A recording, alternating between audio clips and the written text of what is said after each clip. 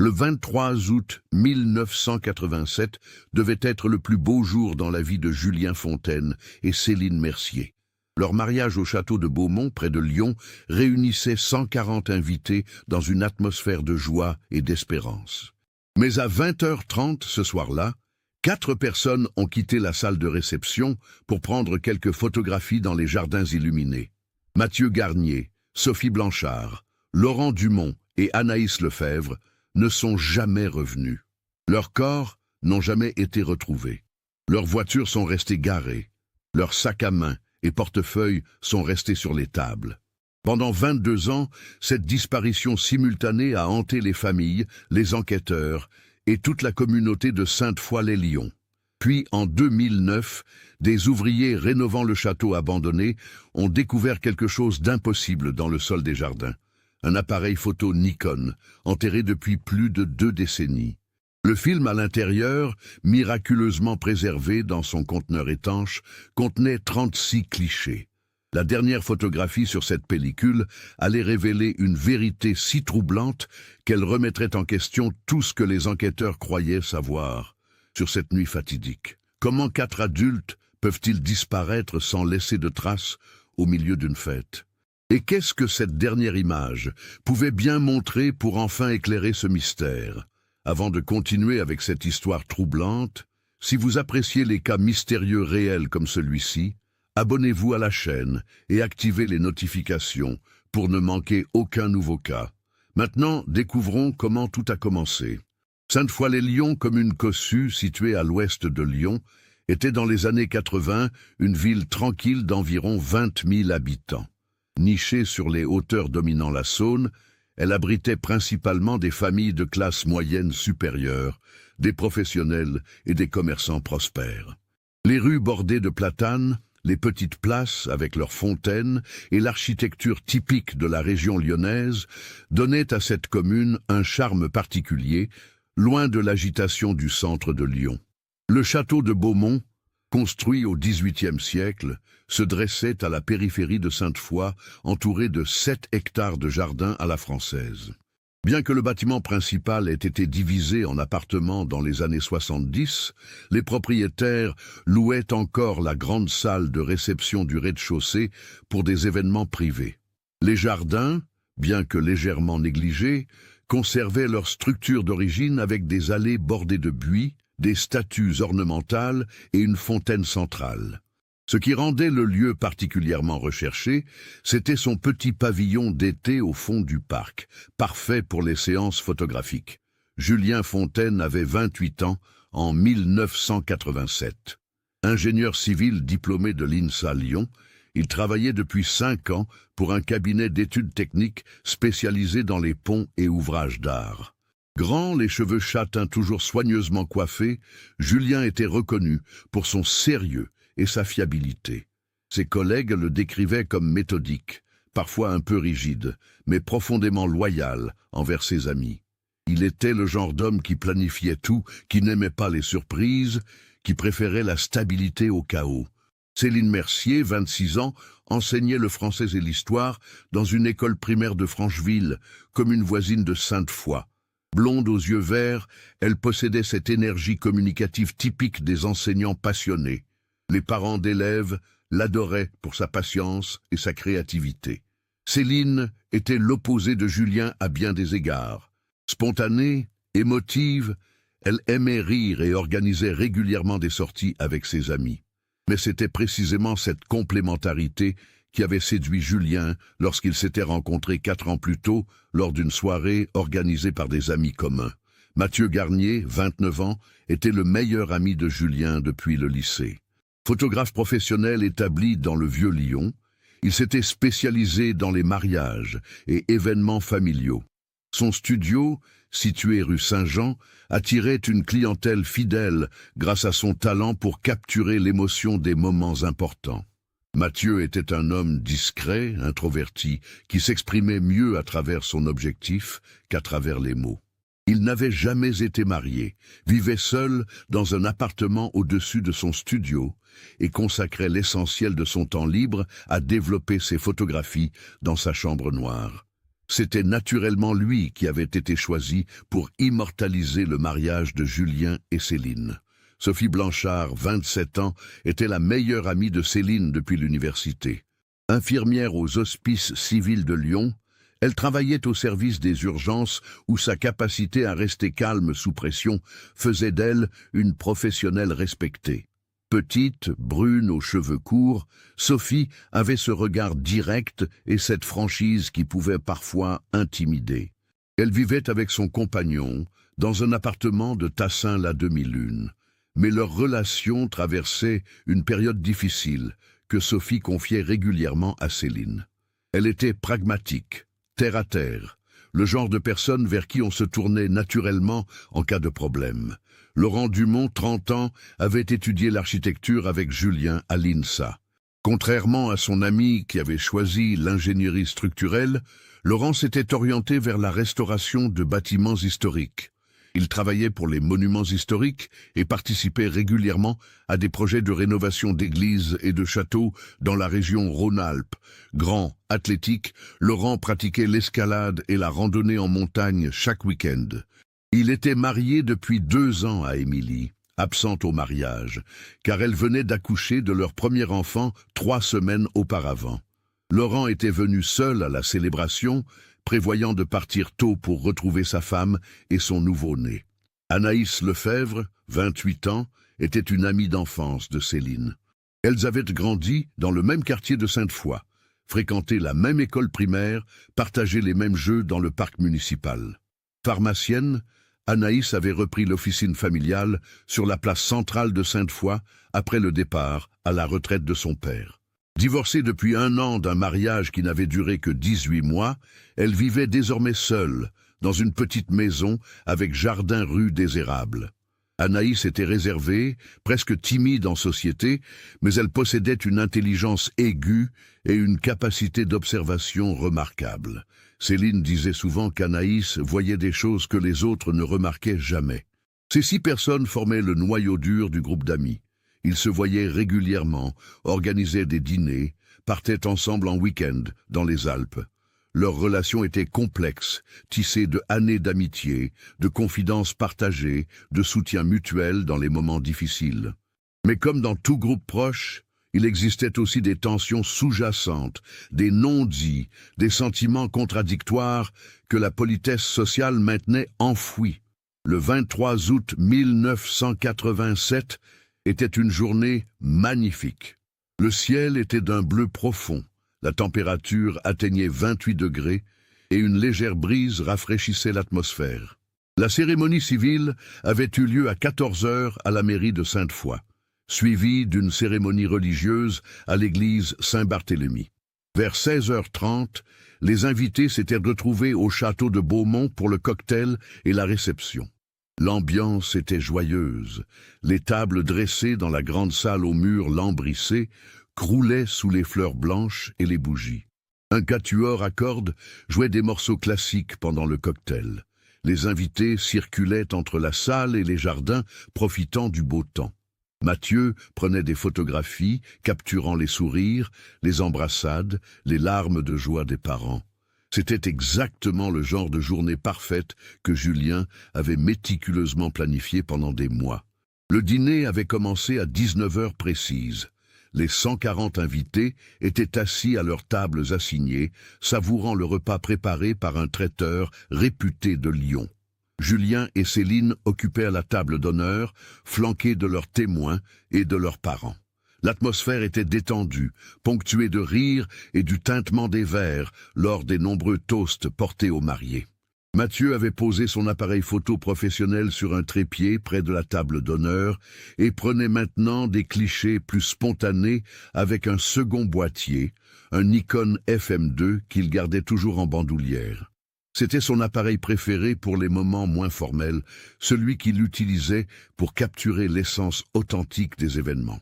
Vers 20h15, alors que le dessert venait d'être servi, Mathieu s'est levé et a murmuré quelque chose à l'oreille de Sophie, assise à la table juste à côté.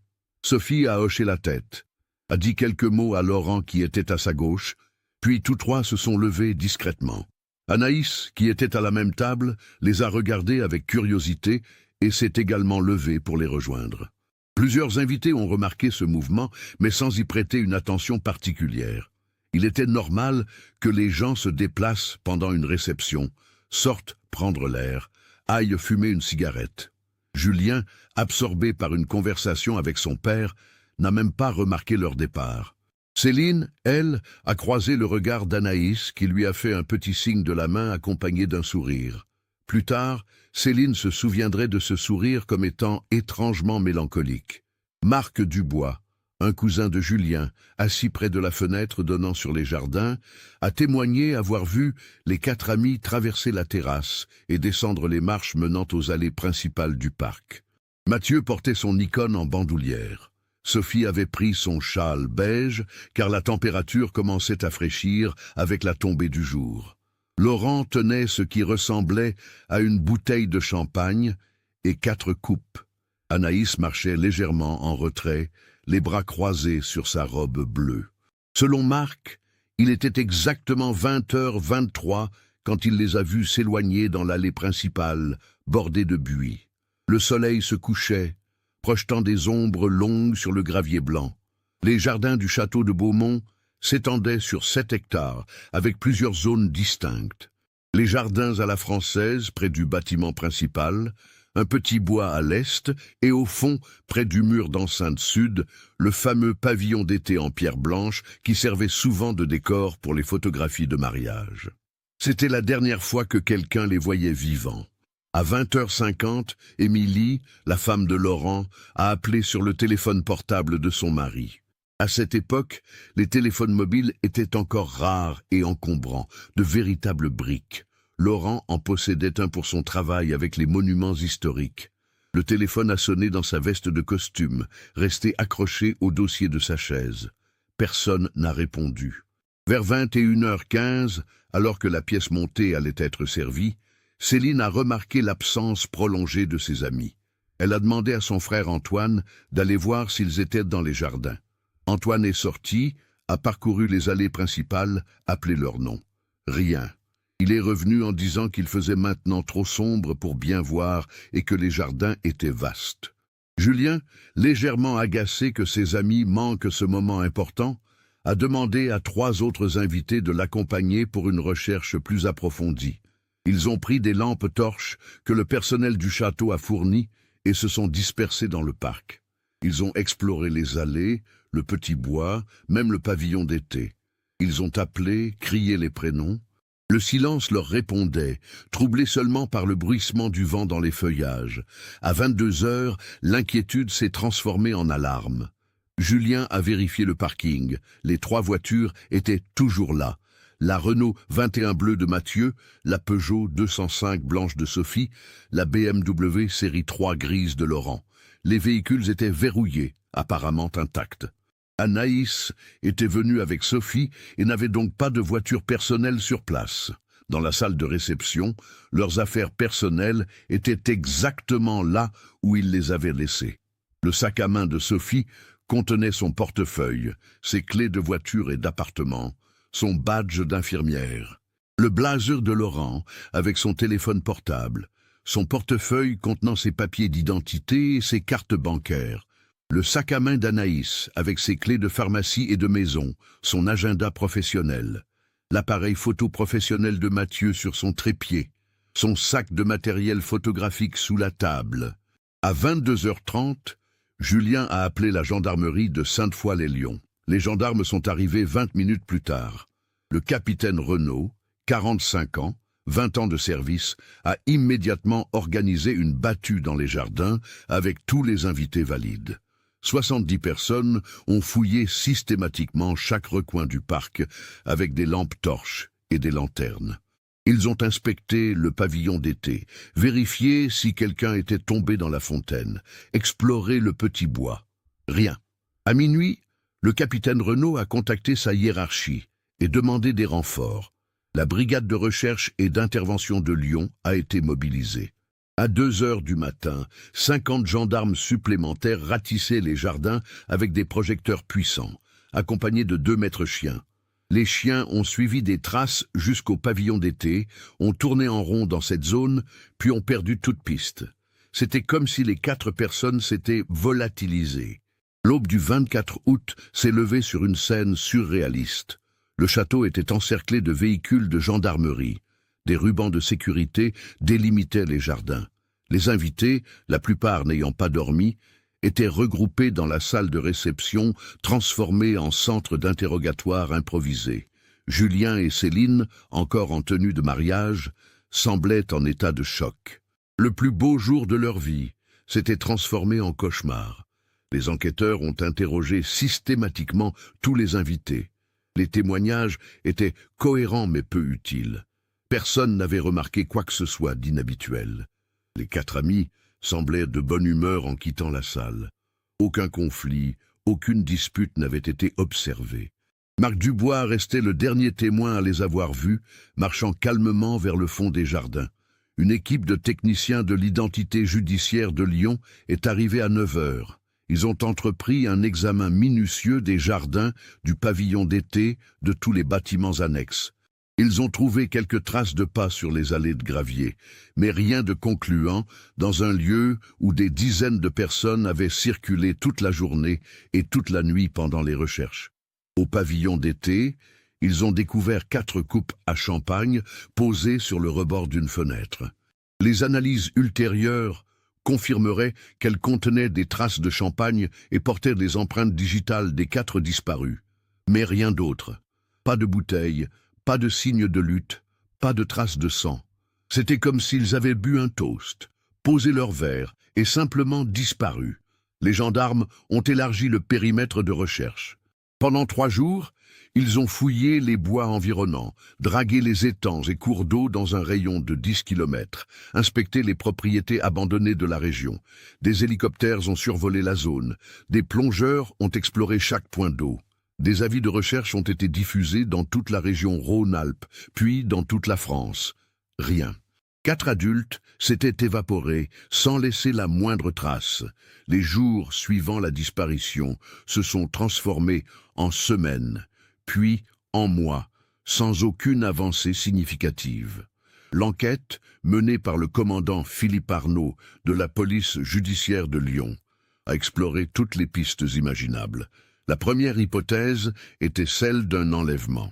Mais aucune demande de rançon n'est jamais parvenue aux familles. Laurent venait d'une famille modeste. Sophie et Anaïs n'avaient pas de fortune personnelle. Et si Mathieu gagnait correctement sa vie, il n'était certainement pas assez riche pour justifier un kidnapping. De plus, enlever simultanément 4 personnes adultes sans témoin, sans laisser de traces, semblait logistiquement improbable. La deuxième hypothèse était celle d'un accident. Peut-être était-il tombé dans une structure souterraine inconnue, un puits ou une cave oubliée. Les plans cadastraux du château ont été exhumés des archives départementales. Le bâtiment datait de 1743 et possédait effectivement des caves étendues, mais celles-ci avaient été minutieusement inspectées et ne révélaient aucun passage secret ou cavité dangereuse. Un géoradar a même été utilisé pour scanner le sous-sol des jardins. Rien. La troisième hypothèse, la plus troublante, était celle d'une fugue collective. Peut-être avaient-ils planifié ensemble de disparaître pour commencer une nouvelle vie ailleurs, mais cette théorie se heurtait à la réalité des faits.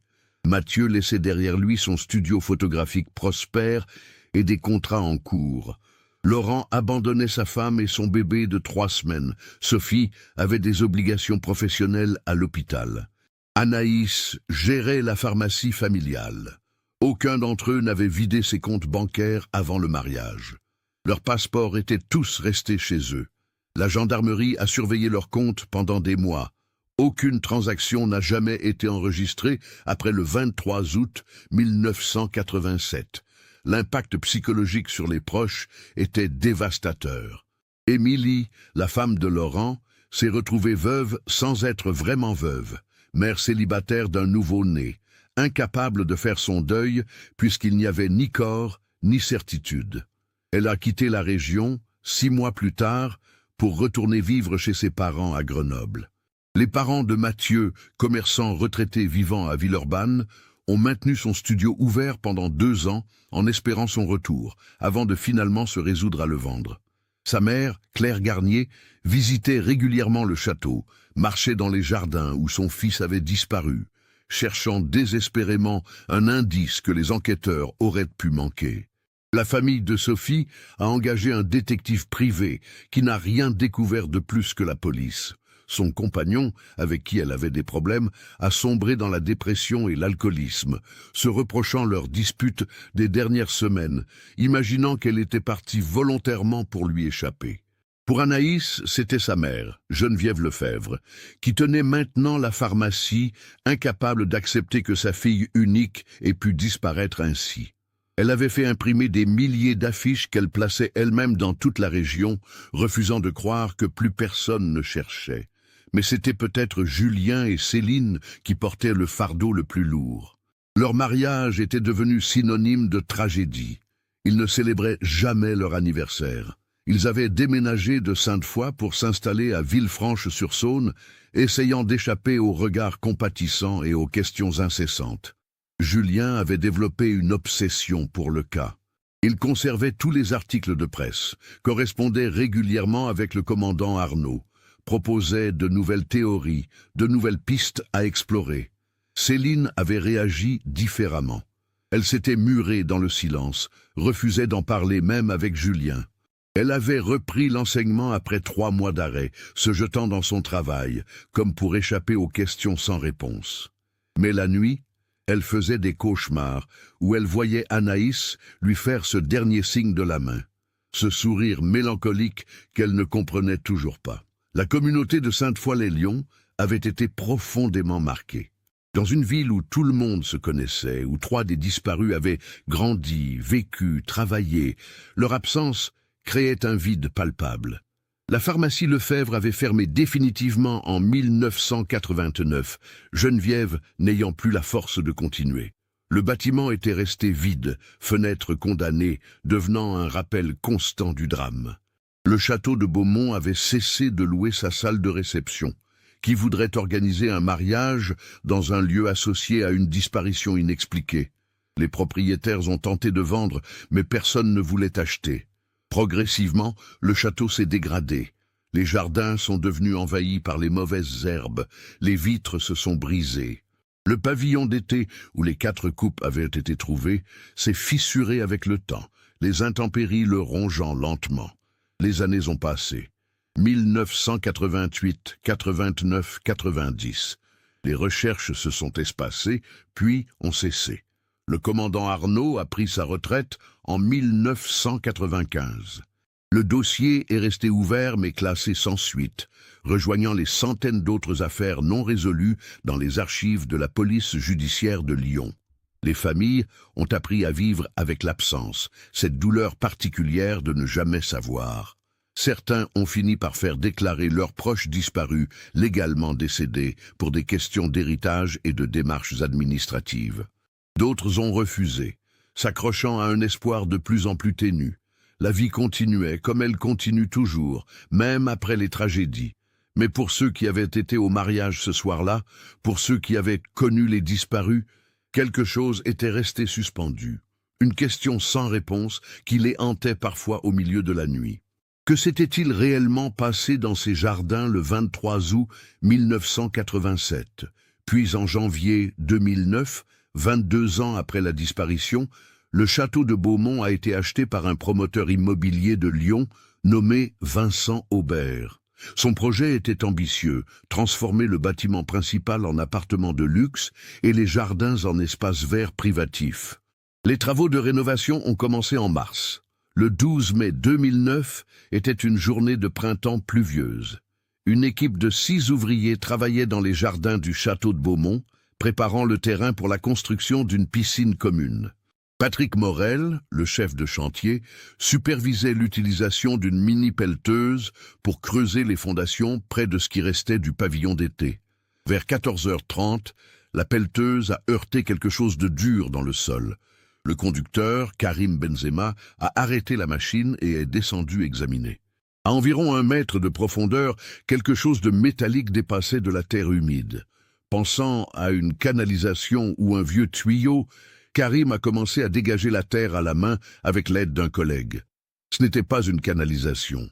C'était une boîte métallique rectangulaire, du genre utilisé pour protéger du matériel sensible, rouillée, couverte de terre, mais apparemment intacte. La boîte mesurait environ 30 cm de long, 20 de large et 15 de hauteur. Elle possédait un joint en caoutchouc qui, malgré les années, semblait avoir fait son travail de protection contre l'humidité. Patrick Morel a immédiatement senti que quelque chose n'était pas normal. Pourquoi une telle boîte serait-elle enterrée à cet endroit précis? Il a demandé à ses ouvriers de ne pas l'ouvrir et a appelé Vincent Aubert, le promoteur. Aubert est arrivé sur le chantier 1 heure plus tard, accompagné de son architecte. Ils ont ouvert la boîte ensemble, avec précaution. À l'intérieur, enveloppé dans plusieurs couches de plastique hermétique, se trouvait un appareil photo. Un Nikon FM2, exactement comme celui que Mathieu Garnier portait en bandoulière ce soir-là. Vincent Aubert connaissait l'histoire du château. Tout le monde à Sainte-Foy connaissait cette histoire. Il a immédiatement compris la gravité de la découverte et a contacté la gendarmerie.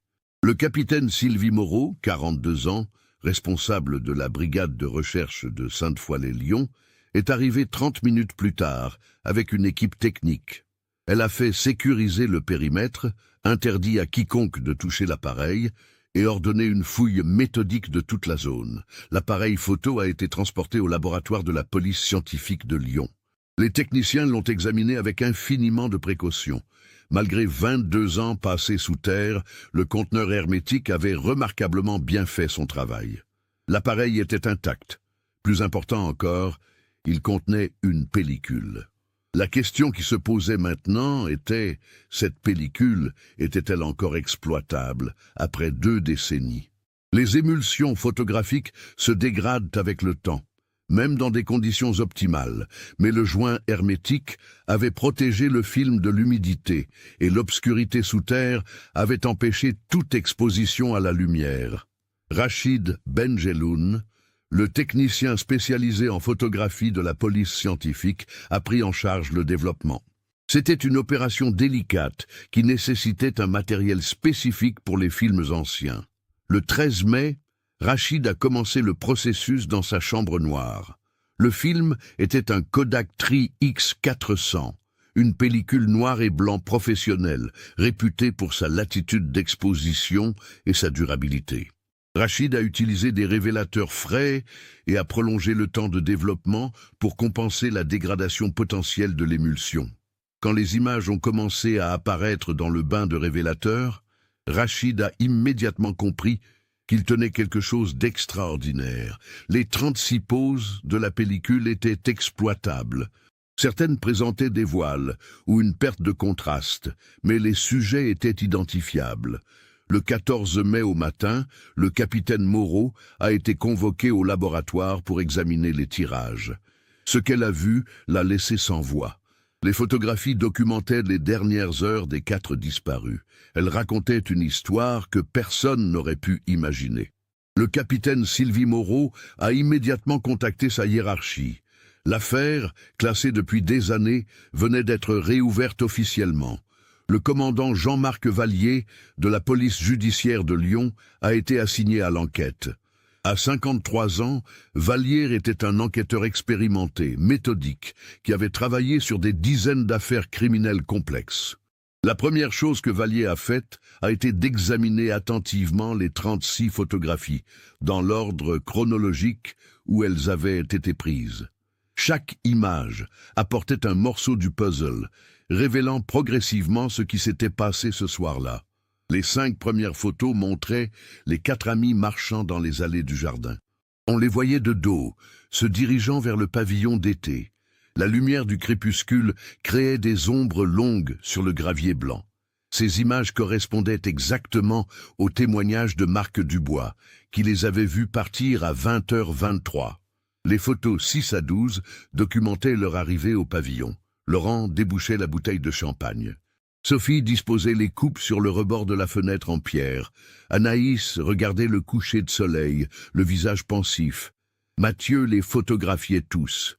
Mais c'était à partir de la 13e photo que les choses devenaient troublantes. On y voyait Laurent et Mathieu engagés dans ce qui semblait être une conversation sérieuse. Laurent avait le visage tendu, un doigt pointé vers Mathieu. Mathieu baissait la tête, les épaules affaissées. Photo 14. Sophie avait la main sur l'épaule de Mathieu, comme pour le réconforter. Anaïs se tenait à l'écart, les bras croisés, le visage sévère. Photo 15. Laurent semblait crier. Sa bouche était grande ouverte, son visage déformé par la colère. Mathieu avait reculé d'un pas. Les photos suivantes documentaient une dispute croissante. Le langage corporel était éloquent. Laurent était agressif, Mathieu défensif. Sophie essayait apparemment de s'interposer. Anaïs observait la scène avec une expression indéchiffrable. Le commandant Vallier a fait agrandir chaque photographie, cherchant des détails qui pourraient expliquer le conflit. Sur la photo 19, en examinant attentivement l'arrière-plan, un technicien a remarqué quelque chose. Par terre, près du mur du pavillon, on distinguait ce qui ressemblait à une enveloppe blanche. Vallier a ordonné des fouilles supplémentaires autour du pavillon d'été. Rien n'a été trouvé, mais ce détail suggérait que quelque chose d'important avait été échangé ou découvert ce soir-là. Le 15 mai, Vallier a commencé à reconvoquer toutes les personnes impliquées dans l'enquête originale. Julien et Céline ont été les premiers interrogés. Ils vivaient toujours à Villefranche-sur-Saône. Julien avait maintenant 50 ans, Céline 48. 22 ans avaient passé, mais la douleur était toujours là, inscrite dans leur visage fatigué. Quand Vallier leur a montré les photographies, Céline s'est mise à pleurer silencieusement. Julien, lui, est resté figé, fixant les images comme s'il pouvait les faire parler par la seule force de sa volonté. « Est-ce que Laurent et Mathieu avaient des problèmes ?» a demandé Vallier. « Y avait-il des tensions entre eux dont vous auriez eu connaissance ?» Julien a secoué la tête. Laurent et Mathieu se connaissaient depuis que je les ai présentés à l'université. Ils s'entendaient bien. Ils n'étaient pas aussi proches que Mathieu et moi, mais il n'y avait jamais eu de conflit entre eux. Céline a essuyé ses larmes. Anaïs avait été étrange pendant les semaines précédant le mariage. Elle était distante. J'avais mis ça sur le compte de son divorce récent, mais maintenant je me demande si elle savait quelque chose. Vallier a pris note de cette information et a décidé d'interroger ensuite les familles des disparus. Claire Garnier, la mère de Mathieu, avait maintenant 75 ans. Elle vivait seule dans un petit appartement de Villeurbanne, son mari étant décédé d'un cancer en 2003. Quand Vallier lui a montré les photographies, elle s'est effondrée. « Mon fils n'était pas quelqu'un de conflictuel », a-t-elle dit entre deux sanglots. Il fuyait les disputes. Si Laurent était en colère contre lui, c'est que quelque chose de grave s'était passé. « Madame Garnier, est-ce que votre fils vous avait semblé préoccupé dans les jours ou semaines avant le mariage ?» Claire a réfléchi longuement. « Maintenant que vous en parlez, oui. Il était venu dîner chez nous le dimanche précédent, le 16 août. Il était silencieux, perdu dans ses pensées. Je lui ai demandé si tout allait bien. Il m'a dit qu'il avait découvert quelque chose qui le troublait, mais qu'il ne savait pas quoi faire de cette information. J'ai insisté pour qu'il m'explique, mais il a refusé, disant qu'il devait d'abord en parler à quelqu'un d'autre. Ce témoignage était crucial. Mathieu avait découvert quelque chose une semaine avant le mariage. Quelque chose d'assez important pour le perturber, mais qu'il avait gardé secret. L'interrogatoire d'Émilie, l'ex-femme de Laurent, s'est déroulé à Grenoble où elle vivait maintenant.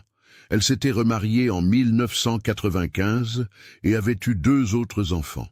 Son fils Théo, né 3 semaines avant la disparition de Laurent, avait maintenant 22 ans.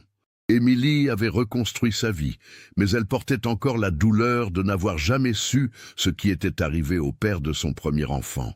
Quand Vallier lui a montré les photos montrant Laurent en colère, elle a semblé surprise. Laurent était quelqu'un de calme, a-t-elle expliqué. Il ne s'énervait presque jamais. Les seules fois où je l'ai vu vraiment en colère, c'était quand quelqu'un trahissait sa confiance. Il avait des principes très stricts sur la loyauté, l'honnêteté. Pour le mettre dans cet état, il fallait quelque chose de vraiment grave. Le commandant Vallier a ensuite contacté le compagnon de Sophie, David Mercier. David avait sombré dans l'alcoolisme après la disparition de Sophie, mais il s'en était sorti grâce aux alcooliques anonymes. Il était maintenant sobre depuis 15 ans et travaillait comme conseiller pour des personnes en difficulté. Sophie et moi avions des problèmes, a admis David. Nous nous disputions beaucoup dans les semaines avant le mariage. Je voulais qu'on se marie, qu'on ait des enfants. Elle n'était pas prête. Elle disait qu'elle avait besoin de temps, que sa carrière était importante. Mais je savais qu'il y avait autre chose. Elle était distante, préoccupée. Quand je lui demandais ce qui n'allait pas, elle disait que c'était le travail, le stress à l'hôpital. Maintenant, je me demande si elle savait quelque chose sur ce que Mathieu avait découvert. Geneviève Lefebvre, la mère d'Anaïs, avait maintenant 82 ans. Elle vivait dans une maison de retraite à Lyon. Quand Vallier est venu la voir avec les photographies, elle les a examinées longuement, particulièrement celle montrant sa fille. Anaïs savait, a-t-elle dit, finalement, avec une certitude troublante. Regardez son visage sur ces photos.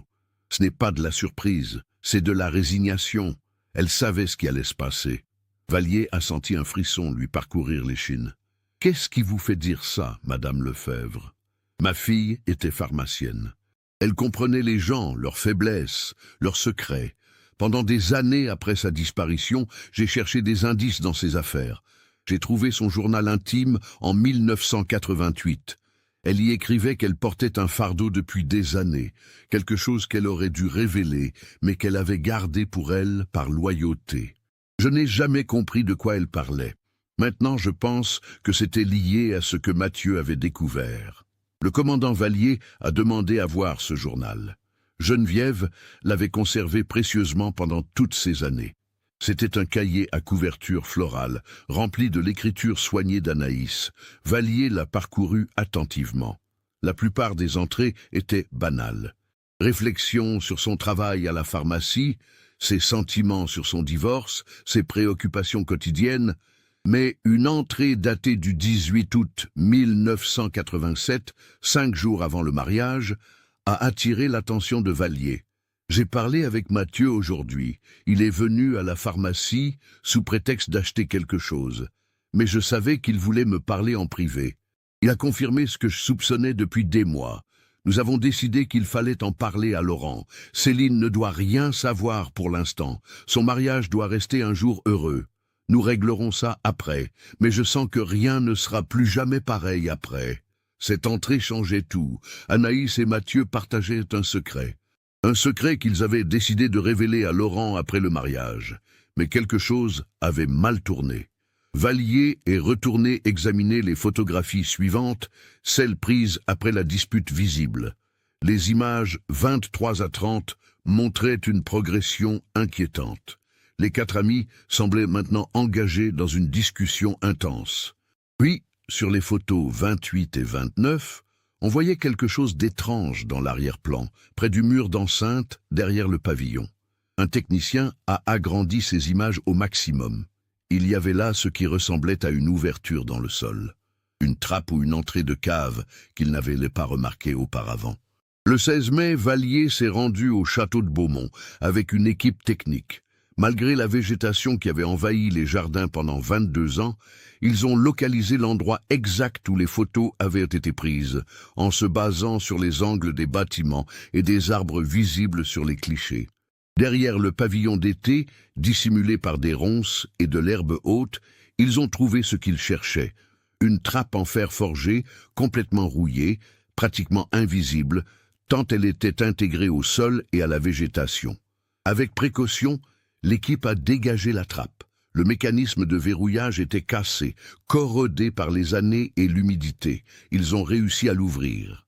En dessous s'ouvrait un escalier de pierre descendant dans l'obscurité.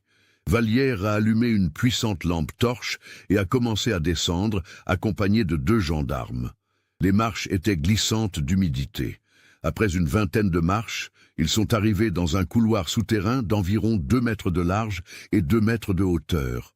Ils étaient dans les anciennes caves du château, mais une partie qui ne figurait pas sur les plans consultés en 1987. Des recherches ultérieures dans les archives historiques révéleraient que ces passages avaient été construits pendant la Seconde Guerre mondiale, utilisés par la résistance pour stocker des armes et cacher des personnes recherchées par les Allemands. Après la guerre, les ouvertures avaient été condamnées et les passages oubliés.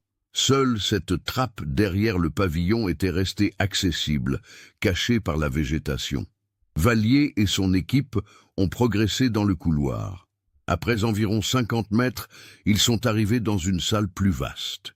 Et là, sous la lumière crue de leurs torches, ils ont découvert ce qui allait enfin révéler la vérité sur cette nuit de 1987. 4 squelettes gisaient sur le sol de pierre humide. L'équipe médico-légale est arrivée au château de Beaumont dans l'heure suivant la découverte. Le docteur Hélène Martin, médecin légiste aux hospices civils de Lyon, a descendu les marches avec précaution pour examiner la scène.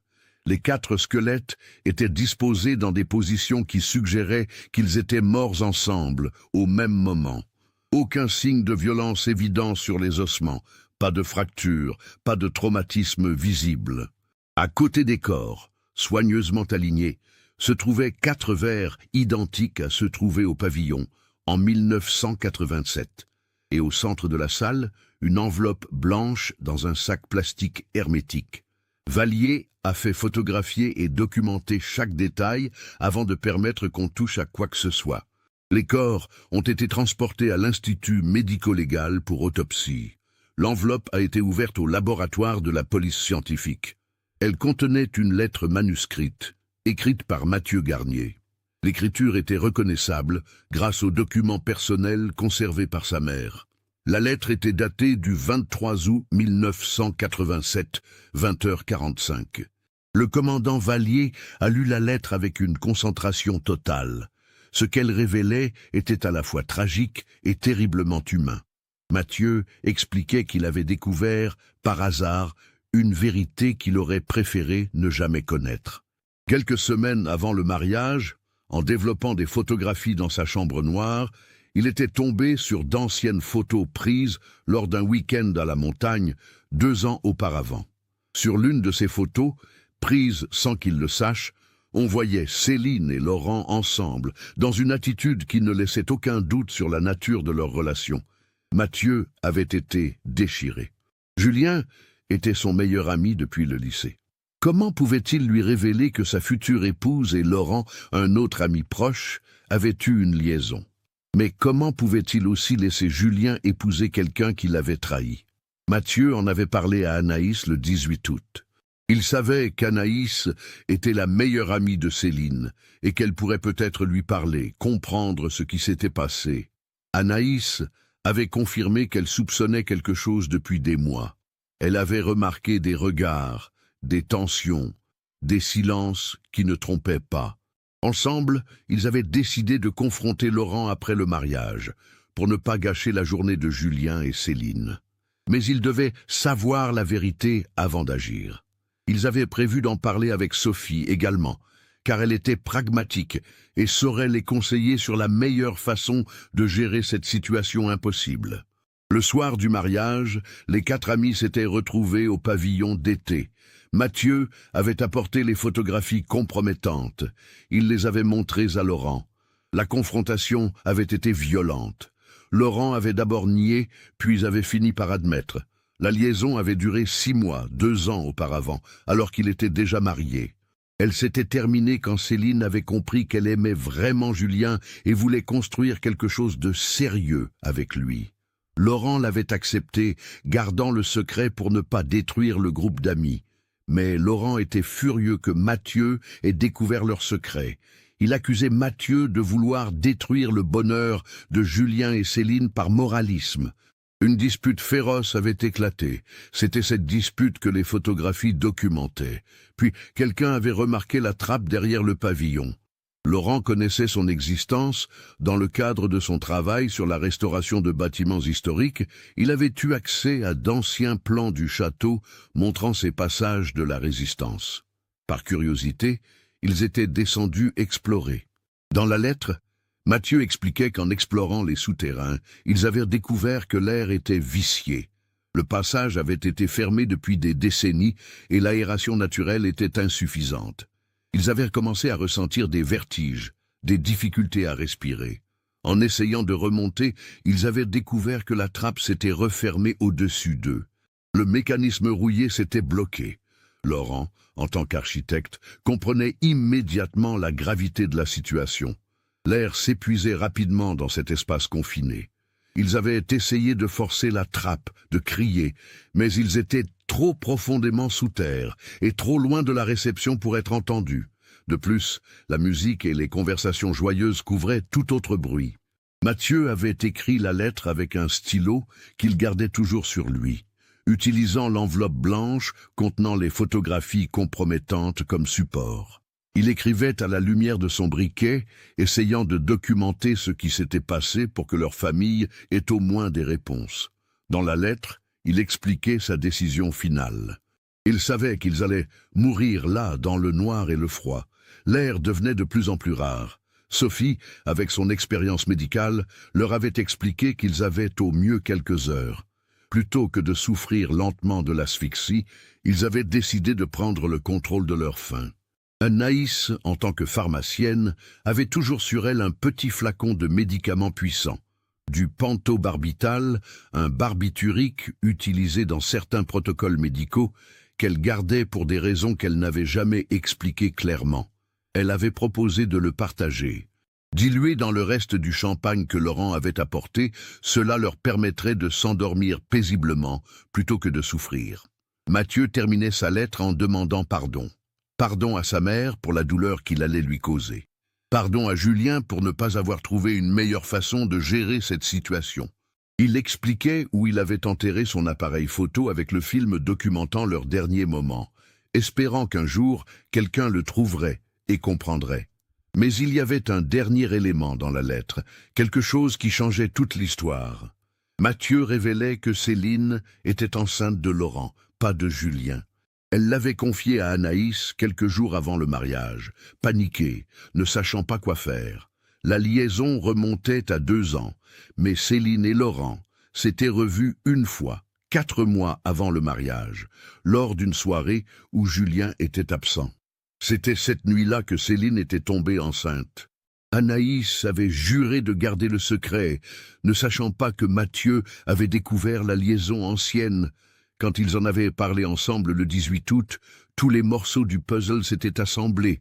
Céline allait épouser Julien en lui cachant la vérité sur la paternité de l'enfant qu'elle portait. C'était ce poids, ce secret insupportable, qui avait motivé leur décision d'en parler à Laurent ce soir-là. Il voulait lui faire comprendre qu'il devait assumer ses responsabilités, que Céline devait dire la vérité à Julien avant qu'il ne soit trop tard. Mais le destin en avait décidé autrement. Le docteur Martin a confirmé par les analyses que les 4 personnes étaient mortes d'une intoxication au barbiturique combinée à l'asphyxie progressive. Les analyses toxicologiques sur les ossements, bien que limitées après tant d'années, ont révélé des traces significatives de pentobarbital. Ils s'étaient endormis ensemble dans cette cave, sachant qu'ils ne se réveilleraient jamais. Les dernières photographies sur la pellicule prenaient maintenant tout leur sens. Les images 31 à 35 montraient les 4 amis assis dans la salle souterraine, à la lumière vacillante d'un briquet. Leurs visages étaient calmes, résignés. La photo 32 montrait Sophie tenant la main de Mathieu. La 33 montrait Laurent avec les yeux fermés, la tête appuyée contre le mur. La 34 montrait Anaïs avec un léger sourire triste. La 36e et dernière photo était un autoportrait. Mathieu avait programmé le retardateur de son appareil et l'avait posé sur le sol. On y voyait les 4 amis allongés côte à côte, les mains entrelacées, attendant la fin ensemble. Le 19 mai 2009, le commandant Vallier a convoqué Julien et Céline pour leur révéler la vérité. C'était peut-être la tâche la plus difficile de toute sa carrière. Julien et Céline sont arrivés au commissariat de Lyon, ne sachant pas encore ce qui les attendait. 22 ans après leur mariage maudit, ils allaient enfin avoir des réponses. Mais ces réponses allaient détruire tout ce qu'ils croyaient savoir. Vallier leur a d'abord montré les photographies, expliquant où les corps avaient été trouvés, comment ils étaient morts. Puis, avec infiniment de précaution, il leur a tendu la lettre de Mathieu. Céline a lu en silence, son visage devenant de plus en plus pâle. Quand elle est arrivée au passage sur sa grossesse, elle s'est effondrée. Julien, qui lisait par-dessus son épaule, s'est figé. « C'est vrai ?» a-t-il demandé d'une voix étranglée. « Tu étais enceinte de Laurent ?» Céline ne pouvait plus parler. Elle hochait la tête, les larmes coulant silencieusement sur ses joues. Ce qui s'est passé ensuite, Vallier le raconterait plus tard comme l'un des moments les plus déchirants qu'il ait jamais vécu dans sa carrière. Julien n'a pas crié, n'a pas explosé de colère. Il s'est simplement levé et est sorti de la salle d'interrogatoire sans un mot. Céline est restée seule avec Vallier, incapable de bouger. Finalement, elle a commencé à parler. Les mots sortaient dans un flot confus, comme si elle avait attendu 22 ans pour les prononcer. Elle avait eu une liaison avec Laurent 2 ans avant d'épouser Julien. C'était une erreur, une période de doute dans sa relation avec Julien. Quand elle avait réalisé qu'elle aimait vraiment Julien, elle avait rompu avec Laurent. Ils avaient juré de garder le secret pour ne pas détruire le groupe d'amis. Puis, 4 mois avant le mariage, lors d'une soirée où Julien était en déplacement professionnel, Laurent et Céline s'étaient retrouvés seuls. Un verre de trop, la nostalgie, la peur du mariage imminent. Une nuit, une seule nuit. Et Céline était tombée enceinte. Elle avait paniqué. Comment pouvait-elle dire à Julien qu'elle portait l'enfant de Laurent? Comment pouvait-elle annuler le mariage déjà prévu, réservé, organisé? Elle s'était confiée à Anaïs, sa meilleure amie, qui lui avait conseillé de ne rien dire, de laisser Julien croire que l'enfant était le sien. Personne ne saurait jamais, mais Anaïs portait ce secret comme un fardeau. Et quand Mathieu lui avait montré les photos de l'ancienne liaison, révélant qu'il savait, Anaïs avait compris que la vérité finirait par éclater. Ils avaient décidé d'en parler à Laurent pour qu'il assume ses responsabilités. « J'ai perdu le bébé 3 semaines après le mariage », a dit Céline d'une voix brisée. « Une fausse couche, le stress, la disparition de mes amis, la culpabilité. Mon corps a rejeté cet enfant qui n'aurait jamais dû exister. Et depuis 22 ans, je vis avec ce secret. Je savais que c'était ma faute. Si je n'avais pas eu cette liaison, si je n'étais pas tombée enceinte, mes amis seraient encore vivants. Ils sont morts à cause de moi. » Vallier a compris que Céline avait vécu un enfer pendant toutes ces années. Elle portait la culpabilité de 4 morts, même si, objectivement, elle n'était pas responsable de l'enchaînement tragique d'événements qui avaient conduit à leur fin. Dans les jours suivants, les familles des disparus ont été informées. Les corps ont été identifiés formellement par analyse ADN et rendus aux familles pour des funérailles appropriées. Après 22 ans d'incertitude, ils pouvaient enfin faire leur deuil. Claire Garnier, la mère de Mathieu, a demandé à lire la lettre de son fils. Vallier la lui a donnée, après avoir effacé les parties concernant Céline et Laurent. Ce n'était pas nécessaire de révéler publiquement tous les détails. La vieille femme a pleuré en lisant les derniers mots de son fils, mais elle a aussi trouvé une forme de paix. Mathieu n'avait pas souffert. Il avait fait ce choix entouré d'amis, refusant de mourir seul et effrayé dans le noir. Émilie a fait le voyage depuis Grenoble, avec son fils Théo. Théo avait 22 ans maintenant, exactement l'âge du temps écoulé depuis la disparition de son père.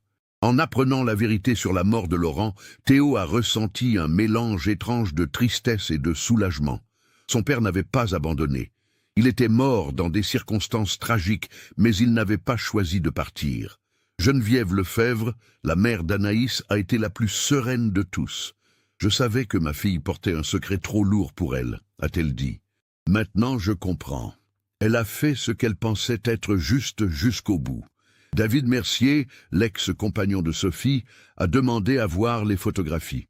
En voyant Sophie tenir la main de Mathieu sur l'une des dernières images, il a compris que même dans ces derniers moments, elle avait trouvé du réconfort auprès de ses amis. Ça l'a aidé à pardonner leur dispute, à se souvenir d'elle comme elle était vraiment, une femme forte et compassionnée. Julien et Céline se sont séparés 3 mois après la révélation. Leur mariage avait été construit sur un mensonge, et même 22 ans plus tard, cette vérité était impossible à surmonter.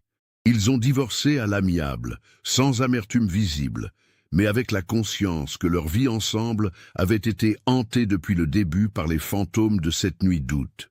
Le château de Beaumont a finalement été rénové comme prévu. Le promoteur Vincent Aubert a fait installer une plaque commémorative près du pavillon d'été, en mémoire des 4 amis. L'entrée des souterrains a été scellée définitivement et un mémorial sobre a été érigé à l'endroit où l'appareil photo avait été découvert. L'histoire a fait les gros titres pendant des semaines. Le mystère du mariage maudit enfin résolu. 4 amis morts ensemble 22 ans après leur disparition. Une photo révèle la vérité après 2 décennies. Mais au-delà du sensationnalisme, l'affaire posait des questions profondes sur les secrets, la loyauté, les choix impossibles que nous devons parfois faire. Mathieu, Sophie, Laurent et Anaïs avaient été confrontés à un dilemme moral insurmontable. Révéler la vérité aurait détruit Julien. La cacher aurait signifié trahir leur ami. Dans leur tentative de trouver une solution, le destin avait décidé pour eux de la manière la plus cruelle possible. Le commandant Vallier a classé l'affaire comme une mort accidentelle combinée à un suicide assisté. Aucune charge n'a été retenue contre personne. Il n'y avait pas de coupable, seulement des victimes d'une série de mauvais choix et de malchance. Les 36 photographies ont été conservées comme pièces à conviction, mais des copies ont été remises aux familles. Ces images, prises par Mathieu dans les dernières heures de sa vie, sont devenues un témoignage poignant de l'amitié, du sacrifice et de la fragilité de l'existence humaine. 22 ans après leur disparition, les 4 amis ont enfin pu reposer en paix. Leurs tombes, dans le cimetière de Sainte-Foy-les-Lyons, sont visitées régulièrement par ceux qui se souviennent. Sur chaque pierre tombale gravée à côté des dates de naissance et de mort figure une seule phrase, choisie par leurs familles ensemble. Ils sont partis ensemble comme de vrais amis. Ce cas nous montre comment les secrets et les non-dits peuvent avoir des conséquences dévastatrices. 4 personnes sont mortes, non pas à cause d'un acte criminel, mais à cause d'un enchaînement tragique de circonstances amplifiées par des vérités trop lourdes à porter. Qu'auriez-vous fait à la place de Mathieu? Auriez-vous révélé le secret pour protéger votre meilleur ami, même si cela détruisait son bonheur? Ou auriez-vous gardé le silence par loyauté? Ce sont des questions sans réponse facile, qui nous rappellent que la vie n'est pas faite de choix noirs ou blancs, mais de nuances de gris que nous devons naviguer avec notre conscience. Partagez vos réflexions dans les commentaires. Si cette histoire vous a touché, abonnez-vous à la chaîne et activez les notifications pour ne manquer aucun nouveau cas. Laissez votre like si cette enquête vous a marqué et partagez-la avec quelqu'un qui apprécierait également ce type d'histoire vraie et profondément humaine.